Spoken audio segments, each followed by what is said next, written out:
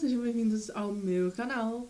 Eu vou falar um pouco sobre como é fazer parte da Universidade Federal de Ouro Preto e fazendo o curso de Artes Cênicas. Sejam bem-vindos.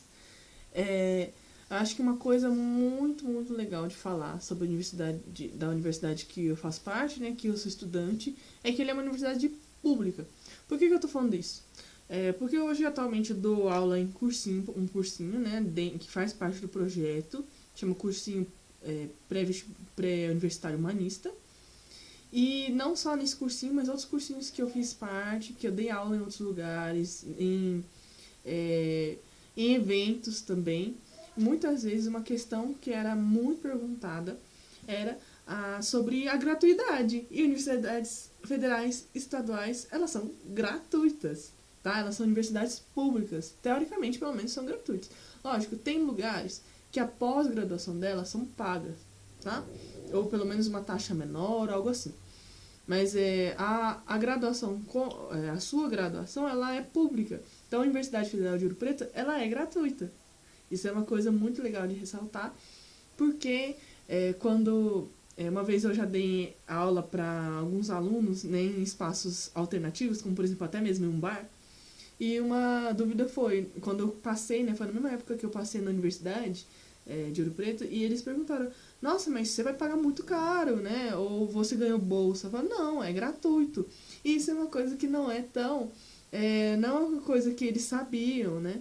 Muitas pessoas têm a imagem que essas universidades grandes, públicas, elas na verdade são pagas, uma vez que não tem pessoas perto, né, ao seu redor que tenham feito essas universidades, ou que o acesso ainda ele é muito restrito para pessoas que têm dinheiro, uma vez que o vestibular é algo que é muito distante, né, da realidade delas. Não que eu não faça o vestibular, tá? No sentido de fazer, mas não passar, por ser uma prova extremamente conteudista, muitas vezes. Então, isso é uma curiosidade que parece besta para quem já sabe, né? Mas é uma coisa muito importante de se ressaltar e é uma coisa muito legal. Segunda coisa da universidades federais em geral, não só a UFOP, mas principalmente universidades que fazem parte do SISU, do Enem, que é muito legal, é ter acesso a bolsas permanentes. Lógico, cada universidade tem suas regras, tem seus... como pode dizer? Tem as suas regras. E, por exemplo, a Universidade Federal de Ouro Preto, ao entrar na universidade, você pode entrar com uma solicitação para ter acesso a essa bolsa permanente. Então, você recebe R$ 400 ao mês. Se você for da classe A, então tem a B, C e D, se eu não me engano. E aí, se for da classe A, que é o pessoal que tem menos condições, né? Eu não sei agora os números ao certo, mas até um determinado valor de renda, né, familiar que tem, faz parte dessa classe A, que não tem menos condições. Então aí a pessoa tem acesso à bolsa permanência, que é de R$ 400, tem acesso à bolsa alimentação, ou seja, a pessoa recebe os tickets, né, entre aspas, recebe você tem direito a almoçar e jantar no RU, que é o restaurante universitário. Tem lugar que se chama de RU, né, conhecido como RU. E então a pessoa não precisa pagar, tá? Hoje em dia na UFOP paga R$ 5,55, mas em 2019 a gente paga R$ 3, por exemplo. Aumentou bastante. Mas então ajuda muito, né, pra quem não tem condições mesmo. Então, além dos auxílios de R$ 400, também recebe essa possibilidade de almoçar e jantar todos os dias da semana, de segunda a sexta. Só os finais de semana que o RU não funciona, tá? Nesse ano, por exemplo, as férias, o RU funcionou. Teve anos que não funcionou. Então, isso é legal porque o pessoal consegue se manter aqui também. E além disso, né, além desse auxílio, também tem possibilidade de moradia. Então, tem as prédios de moradia para o pessoal que também precisa desse auxílio. Então, tem os lugares certos, como se fossem apartamentos, para o pessoal que não tem condições de dividir aqueles apartamentos. Então, tem essa parte muito legal. Então, eles tentam dar uma base bem legal socioeconômico, né? Apesar que, lógico, tem questões, tá? tem uma certa burocracia, às vezes você precisa para agora. Então, para quem quer entrar na universidade pública, uma dica muito, muito legal é ir com um dinheirinho guardado pelo menos 2, 3 meses. Porque até você arrumar todos os documentos, ou se você olhar também no site, com antecedência, que documentos vocês vão precisar antes de ir para a matrícula, tá? Então, saber que precisa de certidão de nascimento, precisa de documentação, certidão negativa de automóvel. Então, isso é um dos poucos exemplos. E você precisa pegar para a família toda, tá? A família toda que mora com você na casa, né? Na sua cidade. Então, por exemplo, eu tenho sorte que é só eu e minha mãe.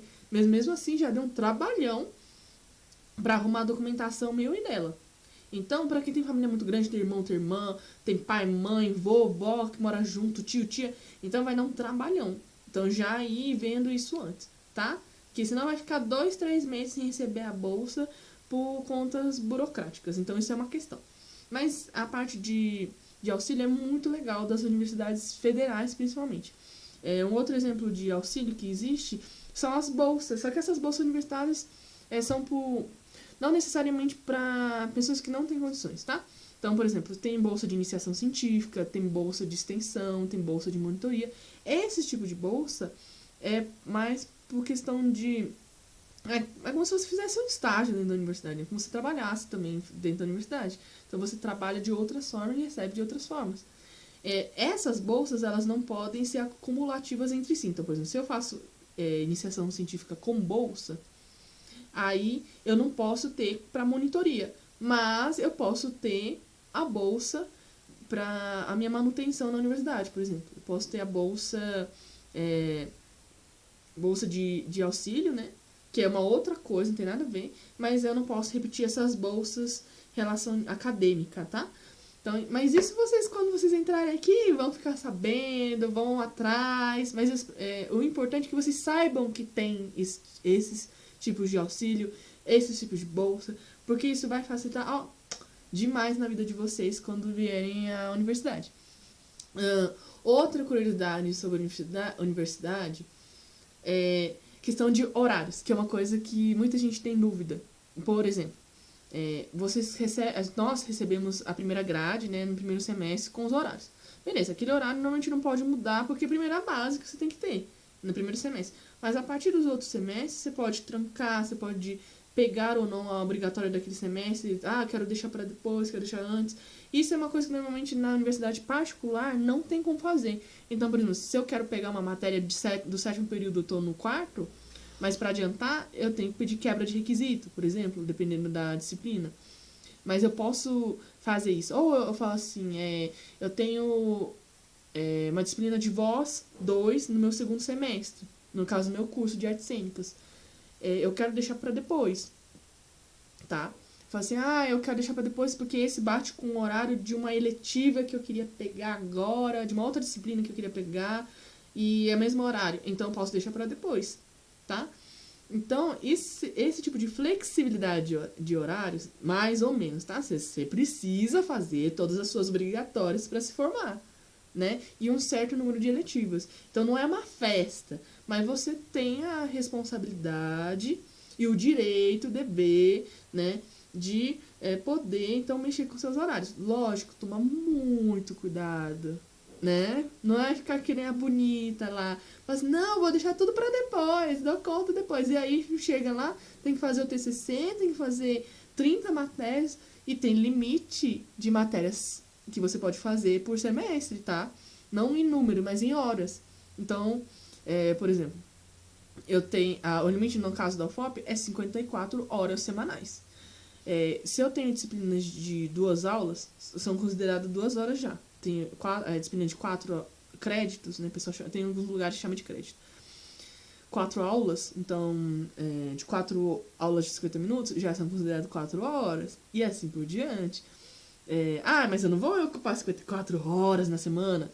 Não de aulas, porque tem um limite de aulas, mas aí essas 54 horas de aula vai contar a sua iniciação científica, se você for fazer monitoria, conta, extensão, conta. Então, tem que tomar muito, muito cuidado, tá? Pra não se embananar E também cuidado porque tem disciplinas que não tem todo semestre. Então eu queria me formar, por exemplo, nesse semestre. Só que eu tô devendo uma disciplina que só vai ter no semestre que vem. Aí não tem como eu me formar, entende? Então tem que tomar muito cuidado, ó. Mas é uma coisa muito, muito bacana que não tem universidades particulares, por exemplo, né? Ó, então, esse vídeo eu vou deixar por aqui, que deu 10 minutos que eu tô vendo agora. Mas, se vocês quiserem saber mais sobre a universidade pública, ou outras coisas que nem eu falei, o que é iniciação científica, o que é monitoria, o que é projeto de extensão, várias coisas que eu falei aqui nesse vídeo hoje, vocês podem pedir nos comentários, falar assim, eu quero mais vídeo disso, eu quero mais vídeo daquilo, tá? Então, beijocas, beijocas, beijocas, e até a próxima!